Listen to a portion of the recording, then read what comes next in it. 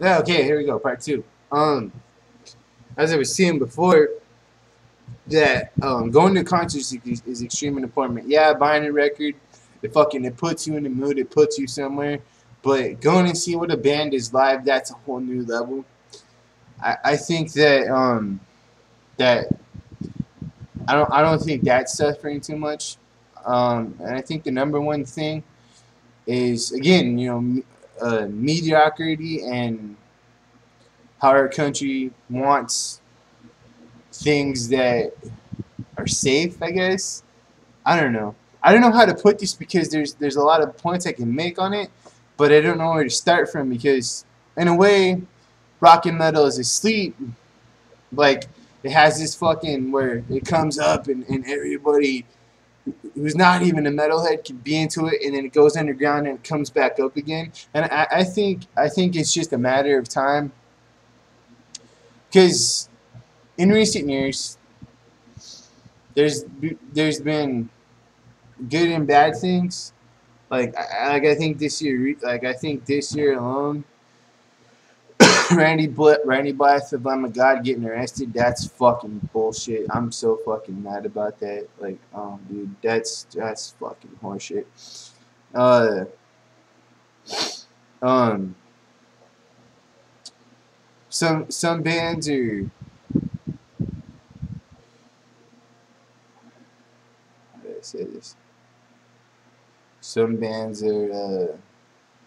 There seems to be like uh a lot of dream touring going on. Like they're like I mean, I think the best thing that's happened in metal and rock and roll in a long time was the Big Four last year. I went to both shows in the U.S. The one in Southern California, India, and the one in uh, New York, Yankee Stadium. That was so fucking awesome. But for me, the California shows kind of hit home because I saw Metallica in India, and then I saw them for their 30th anniversary show at the Fillmore in December, and that was very special to me.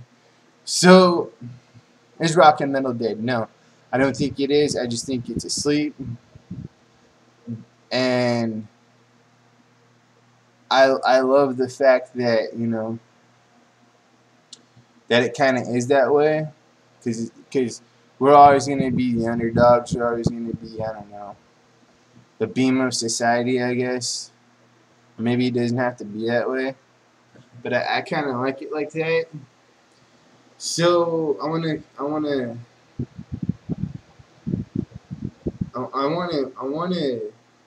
what I wanna get across here is, you know, this music will never fucking die. It's not going anywhere. It never will. Either you love it or you don't. We're doing just fine without you. We don't fucking need you. And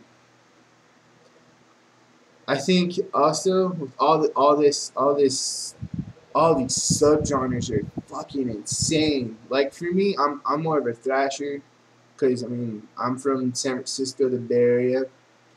So, and the first band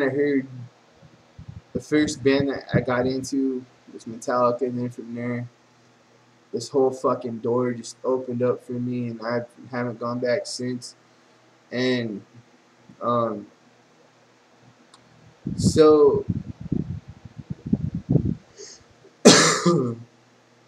um, yeah, I just think that maybe I want this music to I want this music to be I want it to be known, and it is to be known and fucking respected. I mean, because a band, real fucking musicians who play real instruments and have a sound and a fucking thing that just ignites something in you. And and I think another thing, yeah, we all have our opinions, we all have our thoughts and our emotions about shit. I'm one of those fans that looks past the band's signature shit. Like, for Pantera, Cowboys from Hell, Vulgar Display of Power, Far Beyond Driven, that was their signature shit. But I like the band's first 4 albums when they're still in their Van Halen when they're still in their Van Halen spandex days. And that's another video I want to make too. I think I'm gonna make it after this one about Dimebag. Rest in peace, brother. Cause like I said, I'm rambling on here because I can make so many points and I can really express and get my point across about all the bands that I love and I respect and I fucking worship. But so I don't want it to seem like I'm getting off topic here. But there's gonna I think my first set of videos are gonna be that. So but yeah, what I'm saying is that fans always want, you know, like with Metallica, fans always want Master of Puppets and Ride the Lightning and Kill 'Em All and Justice for All. I myself, I'm glad Metallica's not that kind of band. I'm glad that they're not like Slayer or AC/DC. I'm glad that they don't remain the same. And I'm glad they don't make the same record. I'm not knocking on Slayer or AC/DC because I fucking love them to death. They're two of my favorite bands. But I love it when a band can be diverse and changes. That's the most important thing when you're a musician or in a band. It's changing, and that's important as a human being too. You have to change. I mean, if you stay the same, you're not really gonna get anywhere. So I'm gonna conclude this with rock and metal is not dead. It never will be. I just think that it's in a time of where it's kind of in a sleep. We had some great moments last year, I think, and this year, I don't know. I think the best thing I've heard this year so far is Cannibal Corpse's new record, Torture. It's fucking phenomenal. Of course, you know you can't. I mean, Cannibal Corpse is fucking Cannibal Corpse. I mean, you can't go on there. So, Megadeth's 13 and Metallica's Lulu and that. Me, I dig Lulu. I think it's pretty badass. Lou Reed's voice is kind of, it is what it is, you know. At least he doesn't try to fucking sing, and I respect him for that. And I'm glad that he didn't auto-tune his voice to shit to make it sound like Tori Tune.